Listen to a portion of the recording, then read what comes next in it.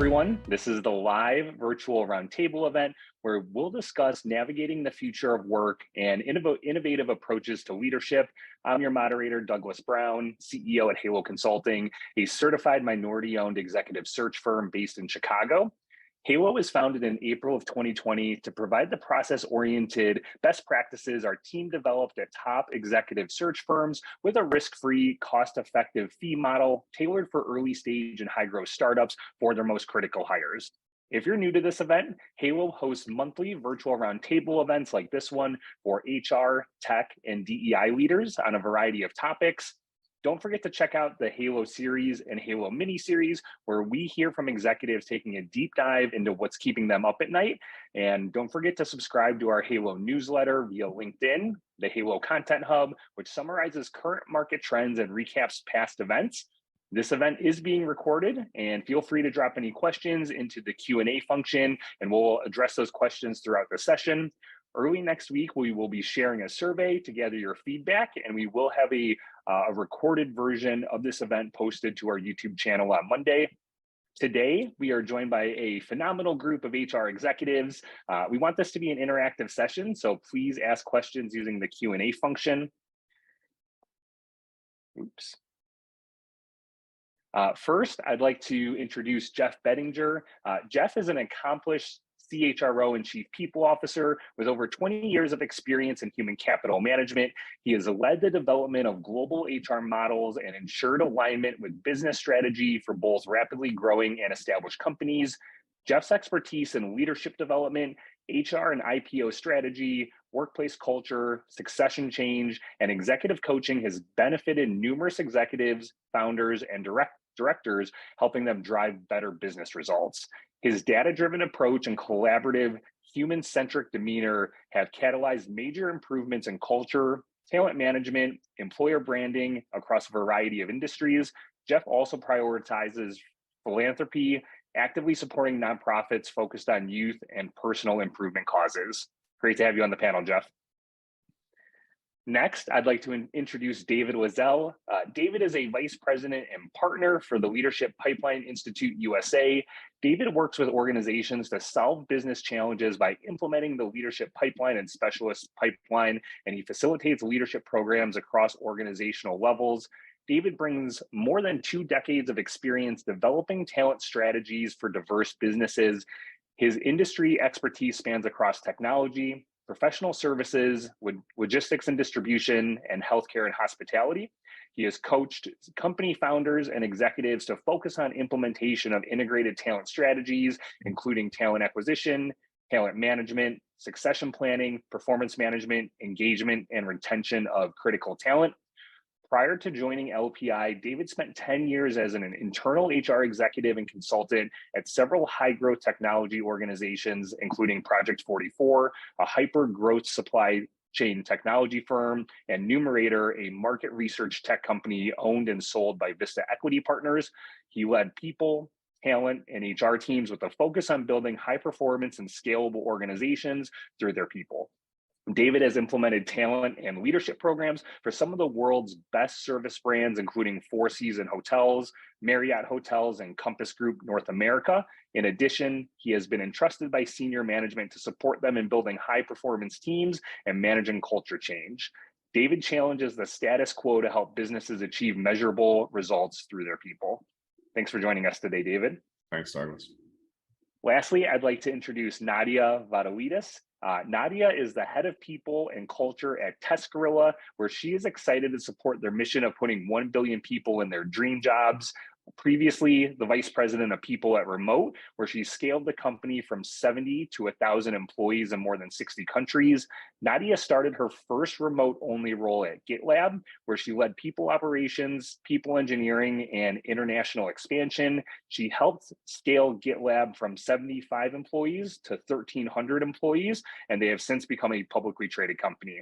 When she is not working, she is hiking with her family, trying out new plant-based recipes, chasing Frenchies around the garden, or taking her Scott Spark 910 29er for a spin. We're excited to have you, Nadia. Great to be here. All right, let's dive into our first question. What steps can organizations take to to update their approach to leadership, work, culture, and purpose that may be outdated. David, would you like to kick us off? Yeah, I'd love to.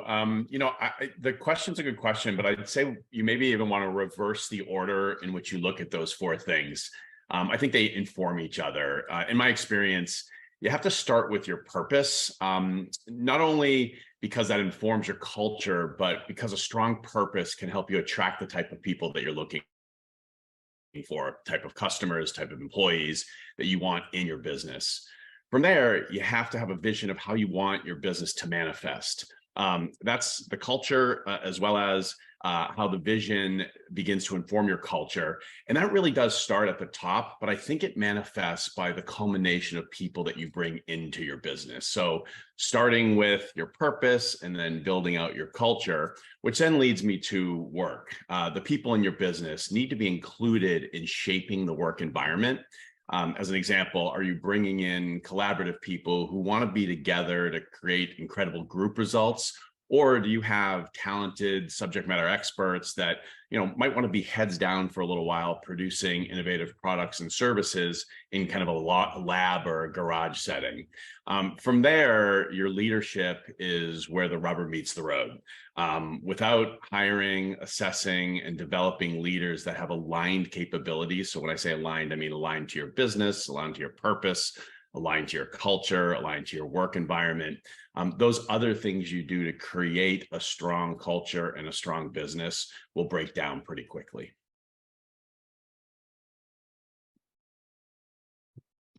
Just maybe if I could throw a thought in there real quick.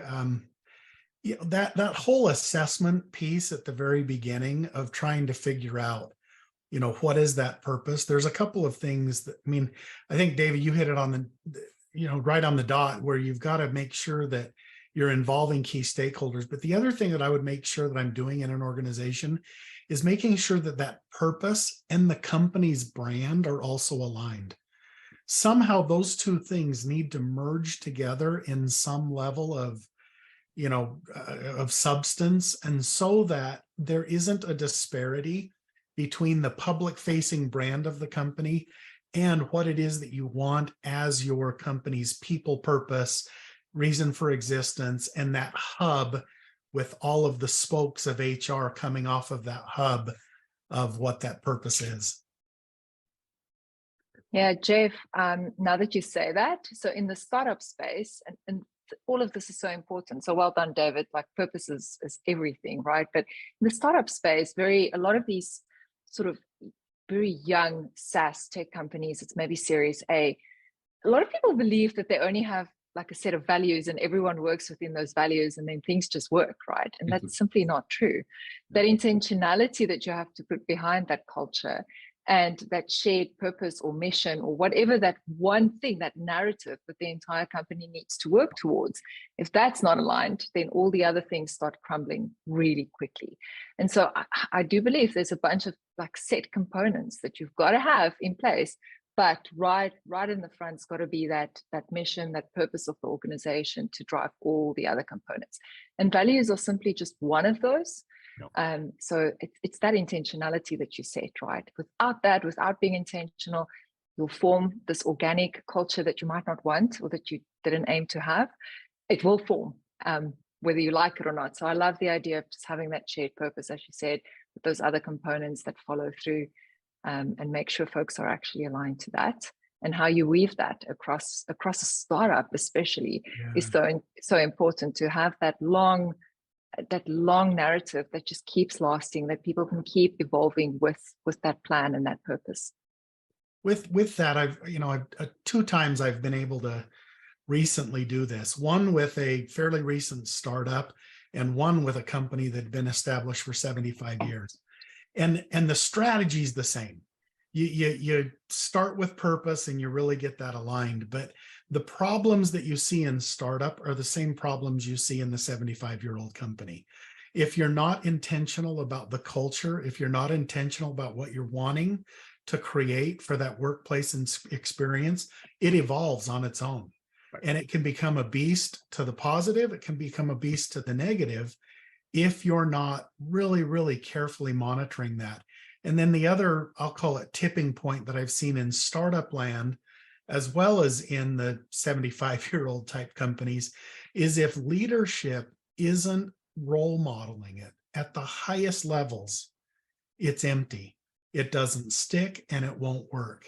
And it ends up being a double bind communication or a double message for the worker. They see senior management not living those values, not living that purpose, not living that culture, and then they don't think they have to.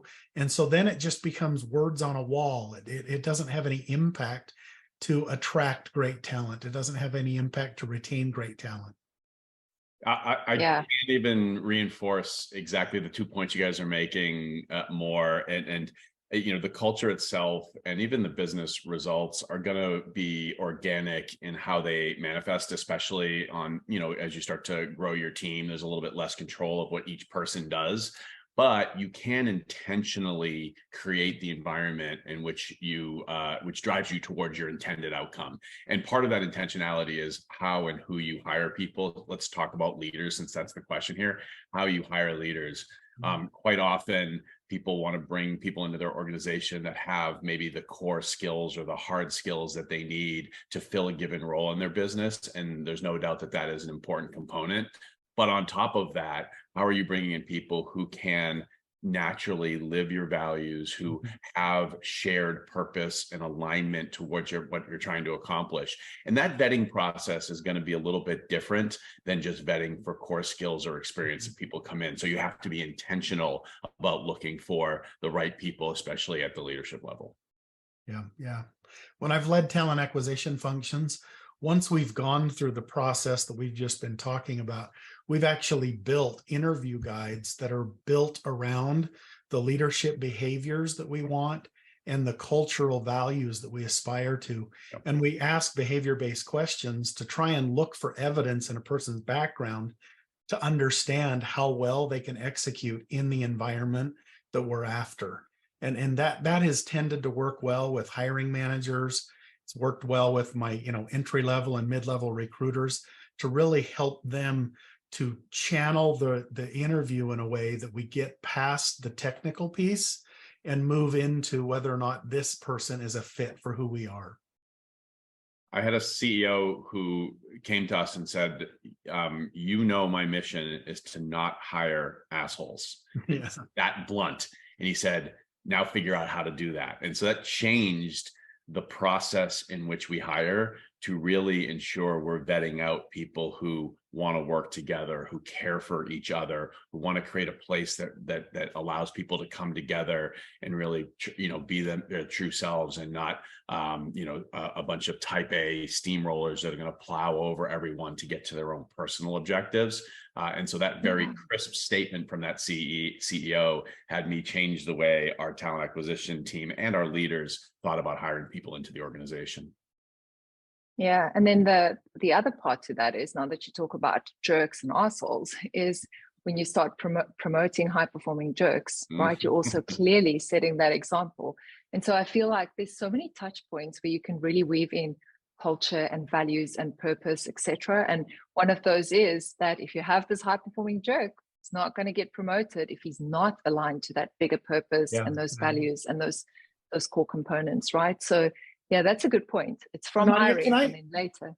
Yeah. Can I just ask you a little bit of a follow-up, just because I think your take is so unique, where you've been largely a remote chief people officer. How do you run this process, or how do you assure this happens in the remote world? So similar to what you mentioned, I really love behavioral-based questions. I always correct folks where they start telling me how they would do something. It's more like, no. Tell me where you did do it. Tell me about a time where you had this problem. Tell me about a time where you disagreed with someone. What happened? Literally just let them talk. So a lot more transparency in terms of how you do these interviews is actually important as well. You really want people to know that you are going to ask those questions. So if they come up with these weird and wonderful scenarios of how they would do something, you've got to go look at examples day to day of what they actually have done.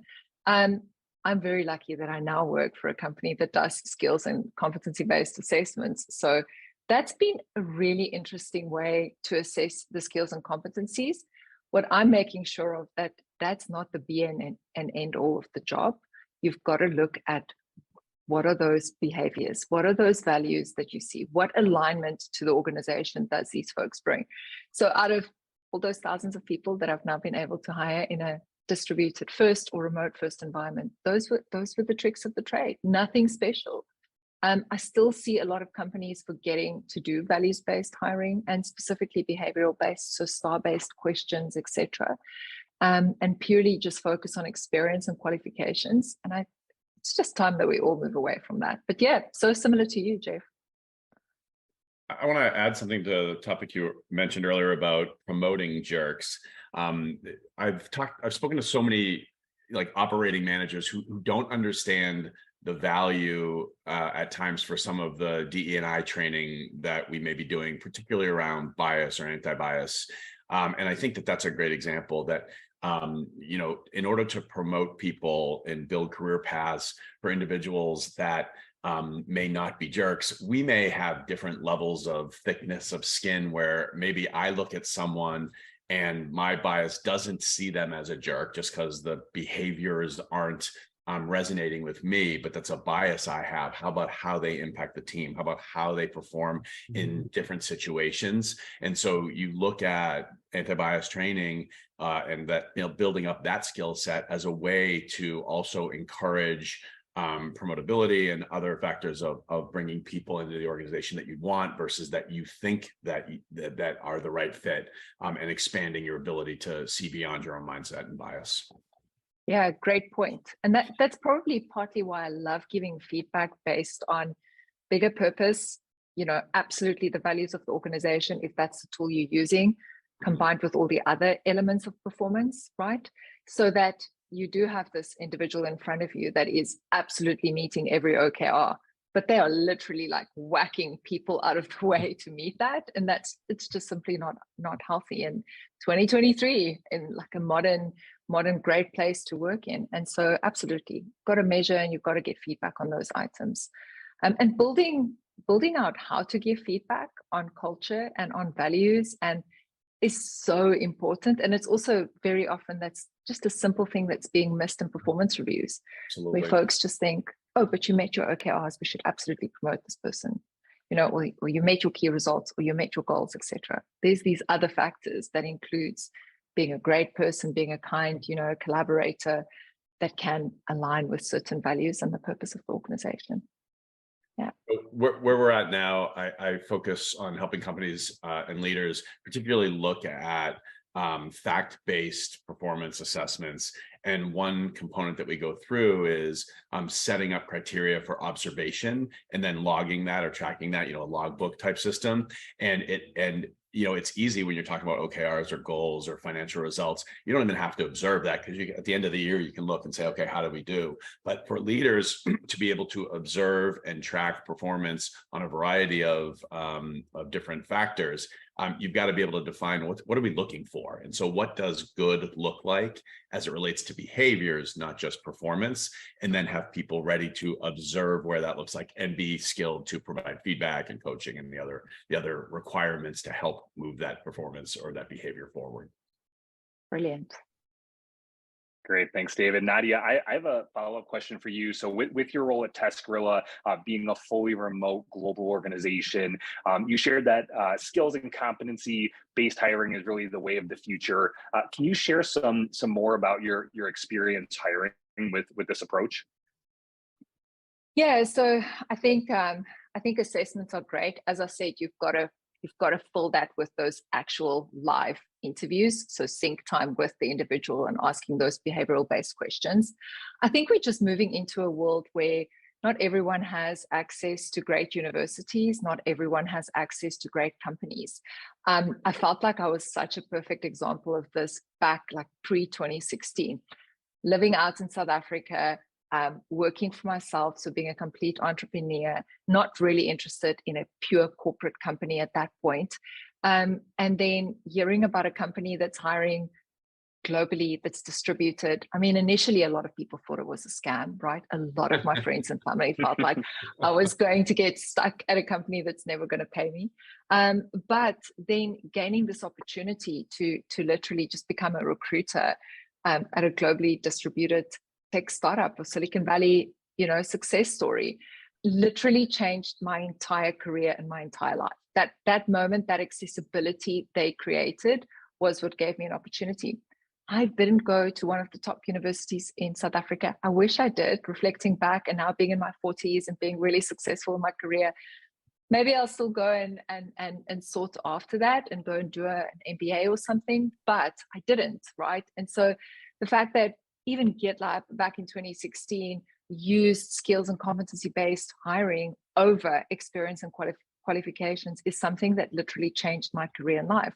I can almost guarantee it happened for a lot of people that worked at companies like GitLab, right? So the 2,400 people that are there now, I'm not saying they're not from top universities or has great experience and great qualifications, but they didn't use that as their bait and only qualifier. And when you get hundreds of candidates applying, it's really difficult to assess those two things.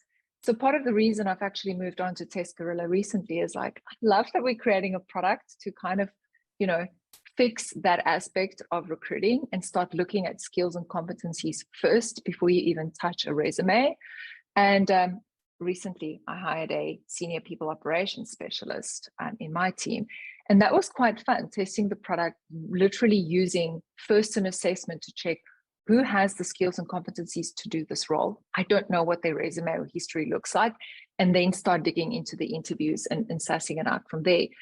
Out of the 900 applications, which by the way, were all amazing people that I would love to work with, but I can only work with one, right? And so just a great way to get through 900 applications really quickly, looking at setting that bar really high, having to make an impact at a Series A tech startup, so that hire that you make is costly, it's really important, it impacts the entire company. This was a really great way to test the experience, but it's a combination of things, right? It's also making sure they set up for success with the team that they're going to be entering. So who's in your hiring panel? Who did you include? What stakeholders did you include during that process? And then checking for biases yourself. I have worked with amazing people. So when someone reapplies, I literally try and hand that process over to someone else, right? I need another decision maker to help me if one of those folks apply, to make sure it's still an unbiased based hiring process. So there's so many components to that, but I think it's about putting those competencies and skills first. I'll second the value of Test Gorilla. We used it at my last company I was in-house at it, and it was nice. A very, very helpful tool. Lucky we get to plug it here, but you all work for amazing brands and companies. True user. Great. David, I'd like to circle back to the comment that you made. So you mentioned that you were working with a CEO and his mission was not to hire any jerks for his organization. How did your approach differentiate from your hiring process and approach during your time at Project 44 and Numerator? Yeah, so two things were fairly different that I kind of took out of that experience. And that was the first time someone had approached me and put that kind of mandate down.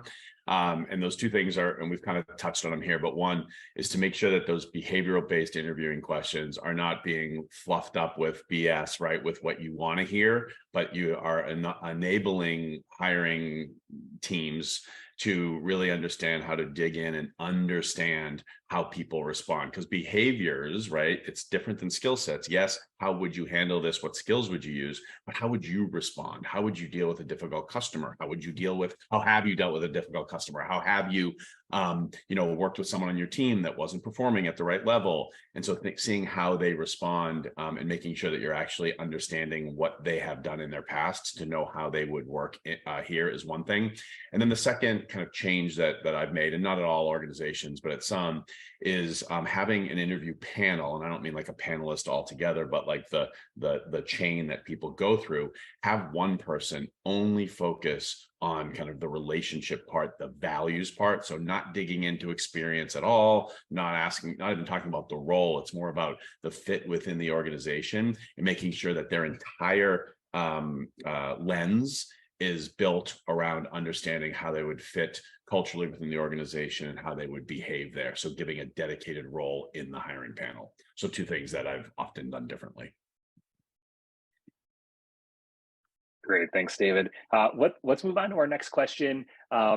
Let's discuss effective strategies that employers can use to develop hybrid work models that maintain the advantages of remote and flexible work while also reintegrating the positive aspects of in-person interactions without creating unintended tensions or disparities in the workplace. Nadia, I'm interested in hearing your thoughts with having worked at a couple of remote organizations. Yeah. I mentioned the word accessibility earlier, and I think accessibility is one of those things that is so underrated in the world of DEI. I still see organizations not getting accessibility right when it comes to like equal accessibility for everyone. And so I think one of the key factors folks can start with is asking themselves, if I'm going to go hybrid, what accessibility that I create, what intentionality that I put behind all of these people in all of these locations, or whether it's two locations, sort of in office and some at home. I think that creating that equal access to information, to opportunity, to collaboration, etc., is probably going to set everyone up for success. There's so many things that you can do. And so tactically, I really like an asynchronous work model for this reason. I think that if everyone works sync in a hybrid model that's in the office and everyone works sync that's at home, I think you are creating a team A and a team B. I know that's really difficult to do as well. So if you think about the pandemic, and most companies went through this like remote forced approach, whereas I come from this remote first approach, those are two very different experiences. Many people thought we were experiencing the same struggles they did just by working in a remote company every day.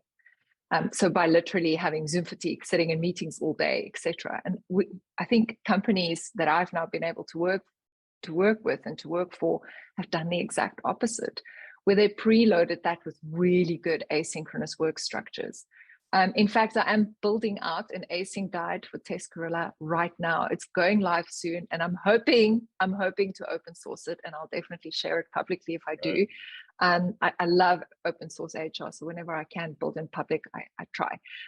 But on top of that, I think so many problems get solved by creating equal access. So if you can imagine one problem that a lot of large companies, enterprise companies, corporate companies, small companies has is they expect a lot of folks to memorize information. We're past that phase. No one should be memorizing anything, right? If you have a process and it's stuck in your own head, you are becoming that single source of failure to your team, to your company, to your manager, to your leadership. If you're the CEO and you know how to do something and no one else does, you're the single source of failure, right? So part of this asynchronous work model is about documentation. It's about writing things down and not spending hours writing things down. Literally, when you update a process, open that page 5 seconds later or 5 minutes later, that page remains the single source of truth. Also not recreating pages, etc. So I can talk hours about documentation, but I think that is the core component of hybrid work. Things have to be written down so that others can access it. A very simple way to also create equal access, and this is such a stupid one, but just let everyone join from their own laptops versus having a boardroom with 50 people or 15 people and these hybrid folks sitting all by themselves staring at 15 people on a screen. The amount of access that you're creating by just having everyone sit at their own desks with their own computers or own screens already makes it feel so much more equal. It also, I think it creates a better social experience for those folks sitting at home or sitting from a different location, depends on your work model. But I think those are just like very basic things companies can do. On this topic of single source of truth, I'm advising a bunch of companies right now. And it's just incredible how memorizing of information still exists in the world of work today. And I think that's probably my number one advice. It's like, stop allowing folks to memorize anything, just write it down. I learned this from, a bunch of engineers very early on at GitLab, and it changed even our people approach. And we became such a modern people team that was able to IPO a company within 5 years that it's hard to find companies that's able to do that, right? And I think part of the key factor was the efficiency that you're creating when you just simply write things down. I gotta tell you, I was taking some notes on this question earlier, and you talked about accessibility, and I was thinking about how people communicate, right? So accessibility and how they get information. I do believe that one way in which your team kind of can stay connected is understanding how they want to communicate. So as a business, you do have to blend your offerings. Some remote teams still think that like communicating is way too digital, right? It's just, I'm going to email or Slack them. And that becomes the only mechanism for communicating. And then they think that the occasional Zoom will fill that void, but creating ongoing visibility with even some tools. And you were talking about documentation tools, things like Monday.com or Trello or Smartsheets or whatever it is that you want to use can help keep people more organically aligned. And then sharing of resources and documentation, as you called it, on OneDrive or SharePoint. But it needs to be the right resources. It can't just be like a data dump that people are like, they tell me it's on SharePoint, but I have no idea where, right? We've probably all heard that. And then, so when you move from kind of that information, that communication sharing to face-to-face communication, I think that face-to-face does need to be around like productive work. When people come together and they get something out of it, whether they come together in person or on Zoom, when they get something out of it, they're more likely to see a reward in it and want to come together again to open up those lines of communication. So if you want to bring people back together, make sure that the time together is productive for everyone. It's not just information, but it's some sort of action orientation or action-oriented work. Yeah, and spending money on that together time, right? So that's the other thing. I'm seeing budgets just being leaned up so much on that together time. I still think it's so important. If you can, just get an offsite going, get folks together, get them in the same room. Make sure one of those days, if it's 3 days, make sure one of those days is spent on very productive problem solving, taking a big current OKR, trying to make a dent in that together. I agree. I think that together time should be productive, but it's so important. I also think though that there's this, there's times and places, companies that you can't get together. Oceans may separate you, whatever that is. And, if every meeting is a Zoom meeting, a Teams meeting, where you're conducting and dealing with a business purpose, you're missing out on part of that building of the culture and community that you need to have on a team. And so the great managers that I've coached, that I've worked with, we actually are very, very intentional about the informality of some of our events that are online. And so it might be that we're all going to, share a meal, which for some people it's their dinner and others it's their breakfast, but we literally are bringing a meal together so that we're imitating what would happen if we were in a on-site type of an environment. And we're purposely not talking about business for the first 30 minutes. And it's just spending time catching up, getting to know one another, and creating some of that, community culture that needs to exist that we lost during the pandemic, or that companies are purposefully, remote, really don't ever have around that quote unquote water cooler. And so, I've seen companies that are, at the Halloween time dressing up and showing each other their costumes. I'm seeing people that are, even for family or personal events, trying to weave their teams into levels of their personal life because it's blended so much in that remote environment. And so I think that, clear expectations, but also clear expectations about what it means to be a community within our community. Yeah, Jeff, and you say that. So remote didn't have offsites. So after leaving GitLab and having like offsites year after year and getting quite used to seeing my colleagues, spending time with them in all kinds of amazing countries and places, remote chose not to spend their people budget on that. We did, however, spend it on amazing other things. That was one of the companies that probably offered some of the best global benefits in the world, considering they spanned across 75 countries, right? Really difficult thing to do, really expensive thing to do. But something I love that we did in our people team, later a whole bunch of other teams actually used that as a great example and started doing it as well, is every week our people meeting was started by a social connection activity, and I decided to rotate the ownership of that. So every member of the team had the opportunity to do something that day. We always started our weekly people meetings with something really social, and we shared the ownership of doing it, so that, again, I don't become the single source of failure when I'm unavailable, have a urgent topic, work topic to help with. And I felt like my team was across probably 13 different countries. I felt so connected to those folks that these are all people I would invite to dinner at my house, right? That's how connected we felt. And I hardly met any of them in person. So absolutely, that community that you build in your team, it also needs to depend on the size of the team. If it's a massive team, you might want to break that out a little bit, right? But if you have a small team and you can build that connection, I fully agree. It can't be showing up at Zoom for just another, or whatever system you use, just for another meeting. There's some pretty creative ways to get that social connection too. And I'm assuming there's some available best practices online, but I just from my personal perspective, my wife was remote before the pandemic, and they've always done like really thoughtful ways to turn something social, including like sending like mixology kits to everyone, and you do a mixology class for a half hour, or someone comes with once a quarter, someone gets to show like a recipe and actually cook, like do a cooking activity together. They just throw their laptop in their kitchen and everyone, cooks a chocolate chip cookie or whatever it is. So it's fun to actually make it physical versus just a kind of a distraction from the work. One of the things, nice story. Go for it, Jay. Oh, I was going to say that one of the things that we've done in one of the organizations I worked with, because we were remote, because we were a remote first company, we actually celebrated the idea that we were okay with people working from wherever they were.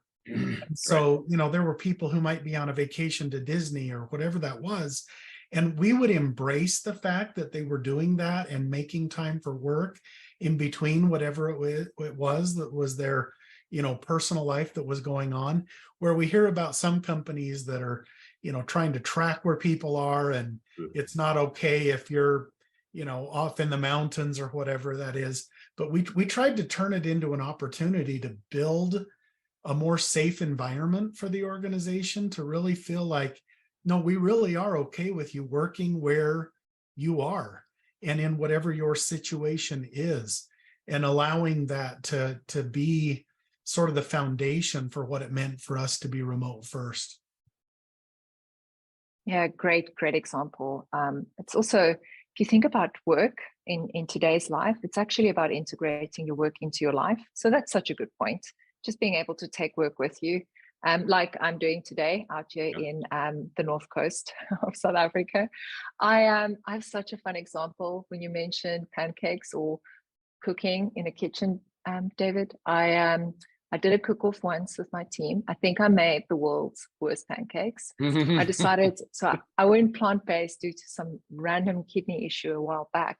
And I decided to test out this like oat, banana, and I don't even know what the third ingredient was, probably water, hopefully not, but it was something. And I decided to make these plant-based protein pancakes in my kitchen. And my husband had walked in at that time, not knowing I'm doing this, but it was too late, right? He was already in the screen. And I'm like, Chris, you have to like tell my whole team what my pancakes are like. And he tasted one and his expression was awful. It was literally, and he is not, he is not into anything that doesn't have like a proper pancake from scratch type of mixture. But it's so funny, like you could clearly see he wasn't enjoying it.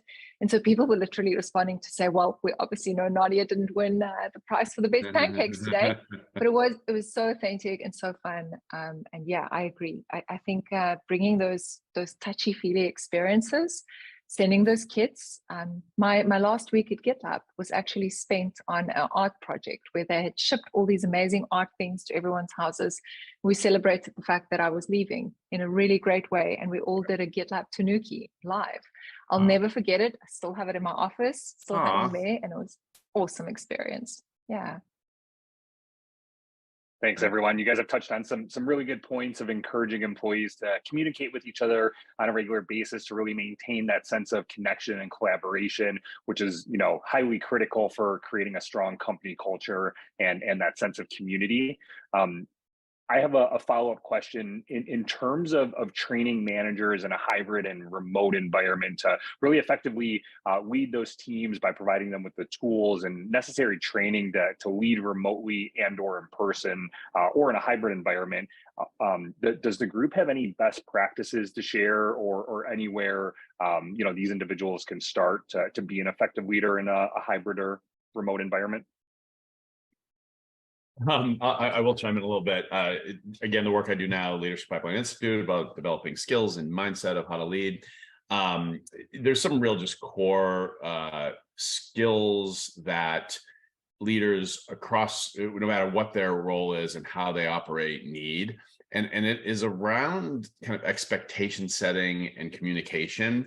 And so where things often start to break down when trying to lead a team that you don't see every day, that you're not able to easy check-ins, is about setting up the relationship that allows the expectations to be set on the front end. So whether that be through goals or the proper kind of setup from a project perspective, and then to allow feedback and coaching throughout the process. And so it's a little bit of a muscle that needs to be built to kind of be regular, because it's not going to just happen maybe organically.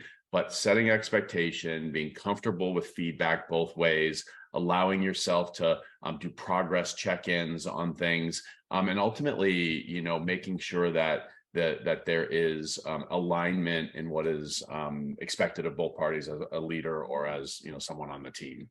So those are just some really core skills that just translate so incredibly well. Maybe I'll just kind of couple onto that a little bit. One of the things that happened specifically with the COVID world, and one of the clients that I was working with, is that we had some real generational differences in the use of technology and the understanding and the ability to use different technologies.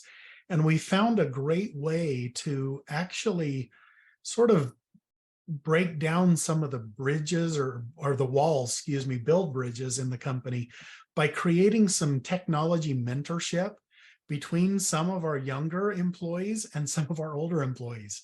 And we were able to do that by just, connecting people who love to geek out on technology and were really skilled at how to use technology in a remote work environment to build relationships and work together. And then we let them mentor these more senior leaders who then had the opportunity to connect with some of our frontline folks. And it kind of became a model within the organization for, look at what we can do. Look at how we can change the vision of, not all mentorship has to be me trying to help you get promoted. And so often in companies, we build mentorship programs and coaching programs all around advancing, when in reality, there's a million things that people could want to be coached on or mentored on.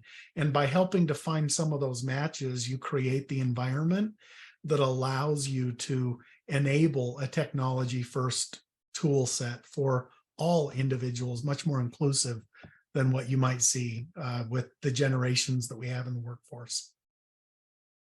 That's an awesome example. I might use it. I'm just like listening to this particular idea and I'm thinking that's an amazing idea to also build connection, right? At a completely different way. Great point. Great. Thanks, Jeff. The next question we want to address, how can leaders foster a psychologically safe workplace environment that encourages open communication and enables employees to bring their authentic selves to work, especially during times of increased stress and burnout like the COVID-19 pandemic, and particularly in the context of like remote or hybrid work arrangements? Jeff, let's start with your response. Yeah, I'd say this is all about intentionality. If you're hiring the wrong kind of leader, you're never going to achieve psychological safety within those teams. And so this really does start back with our very first discussion. Who are we as a company? What is our purpose as a company? And then how are we hiring and rewarding the right behaviors that enable leaders to function in that space? I've been in the work world for a little while, worked for some pretty big Fortune, 5, Fortune 10 type companies. And the more formal the company, sometimes the less you are able to really get the kind of psychological safety that you want in the work world. I think that and again, I see a generational difference there. I see a younger generation that's had their lives all over social media, their whole lives, et cetera, much more open to, empathy, trust, the psychological support needed for one another. And they're less prone to put up the walls that create the barriers that really make psychological safety very, very challenging. So when I'm working with or coaching leaders on how to really get there, I'm thinking of one particular leader that I was working with at a senior level at a company who really didn't want anybody to see any of the maybe personal challenges or personal weaknesses that he was going through. And in his particular situation, he was in the midst of a very challenging divorce. And, I remember sitting down with him one day and talking about how his relationship with the employee base would improve if he actually just took the step of talking about that openly.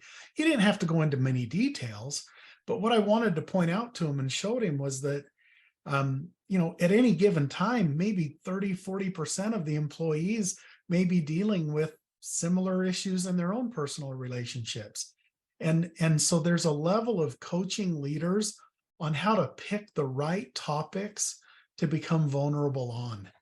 And when they become vulnerable on the right topics, when they become vulnerable on their own personal lives, it sends a clear message to the culture, to the folks in the company that, okay, we can talk about what may be emotionally straining for us, or we may be able to be more empathetic with people.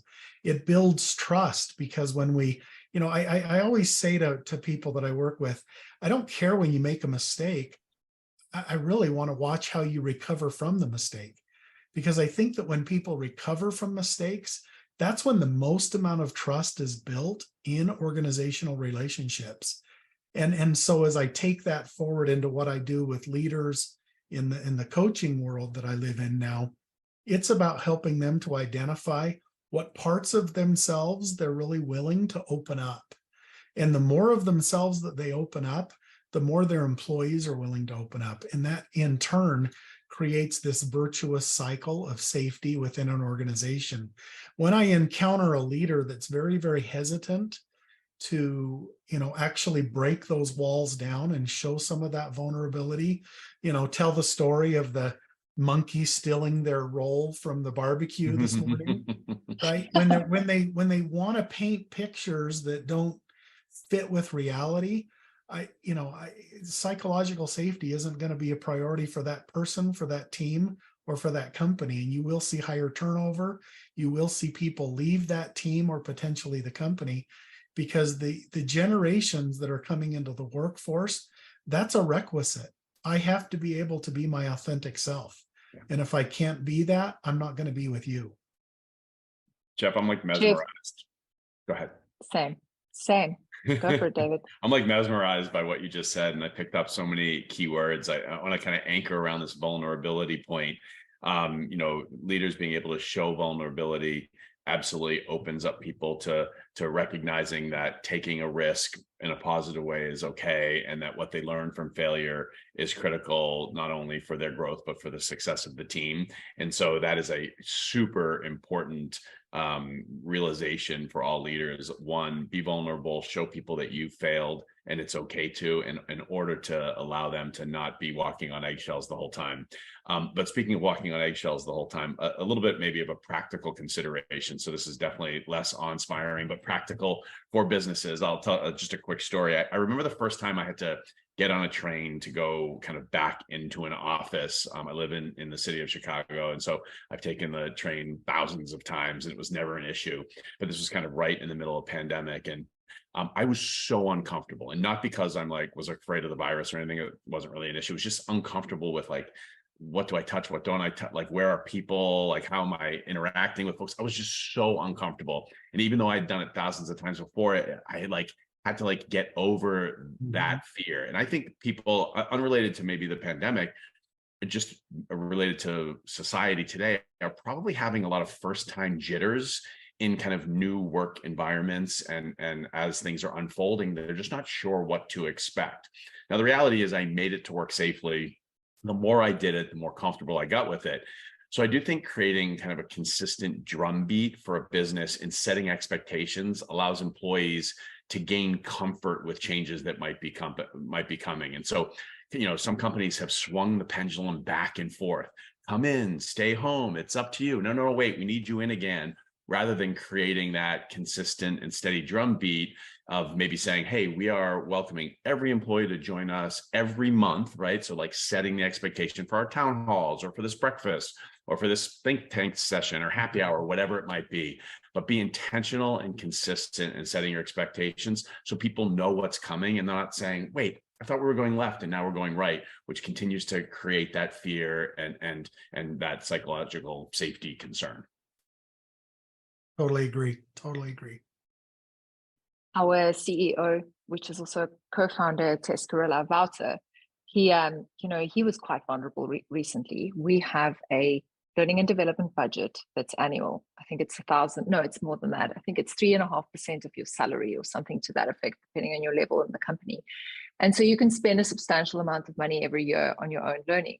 And earlier this year, before I joined, they had set out some of their goals, and from their performance-based meetings and feedback sessions, they could then set some goals towards their L&D budget and towards their learning and development. So by utilizing, the company's money, and a lot of folks set it, only to do with work. And so their L&D plan was all about what are they going to do to improve their current job? And Wouter had on Slack, he had said, I finally created my L&D plan, but I wanted to share what I put in it. And he had a bunch of components that were work related and things that he was working on. So being quite vulnerable about himself at work and things he wants to improve. But then he went a step further, which I loved. And he shared a bunch of things that's in his L&D plan to improve himself as a person in his life. And that to me was a clear sign that I made the right decision. This was early Feb.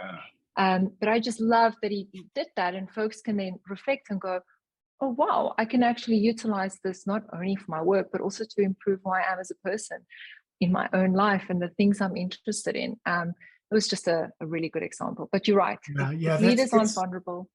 It's the whole self theory, right? And if I'm not solid, how can I help someone else be solid?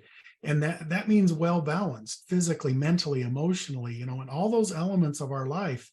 And as we think about what it means to have a real psychological picture of who you are and what you want to be and what that represents, sharing that, the vulnerabilities, how I'm developing that, all of that then gives people permission around you to be imperfect, which then allows them to work on the things that they need to work on. In the world of leadership development that I spent so much of my career in, it all comes down to self-awareness.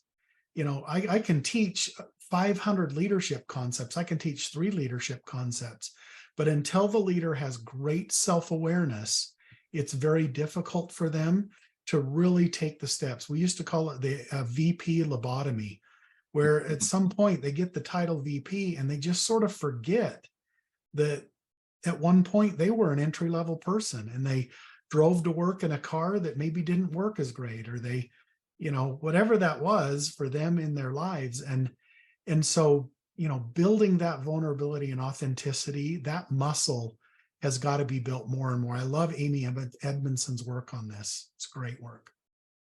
The self-awareness piece is pretty critical.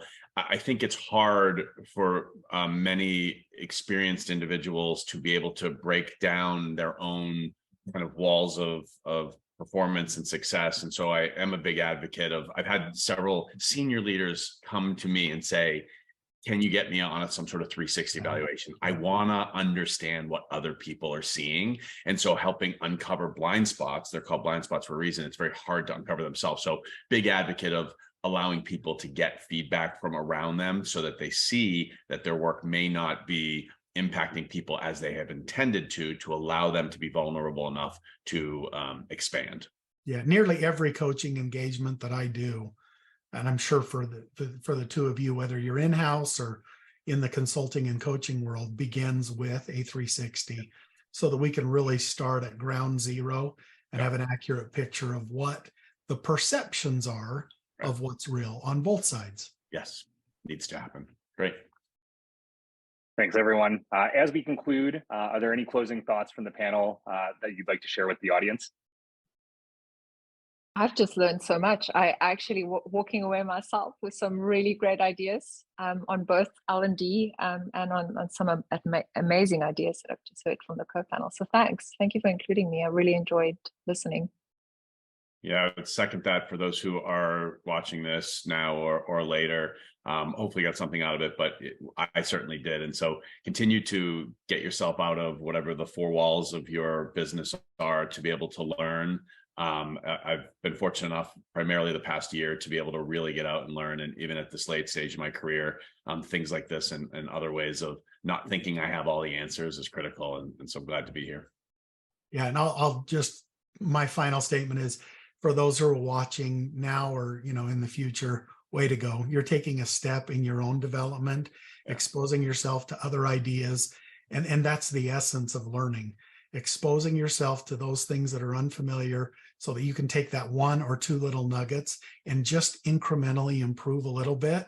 Or in some cases, you may be in a position to really influence a team or a company in a very, very positive way. So kudos to you for joining. And Douglas, kudos to you and Halo for this ongoing effort that you have, to augment the work that you actually do to make your money as a company, to really try and give back to the community. It's very, very powerful. And I really appreciate companies like yours that really want to, do more than what they're paid to do. It's wonderful. Great. Thanks, Jeff. Appreciate the kind words and really appreciate David and Nadia joining as well. I'd like to give a special thank you to our panelists for sharing your insights and experience throughout our discussion. Feel free to scan their QR code to connect with them on LinkedIn. And don't forget to check out our YouTube channel for past events, including the Halo series and Halo mini series, where we feature thought leaders in a one-on-one setting as they discuss what's keeping them up at night. And thank you, everyone, for joining. Please keep an eye out for the survey request early next week. We will have a version uploaded to YouTube on Monday, and we look forward to seeing you at our next event. I hope everyone has a great weekend.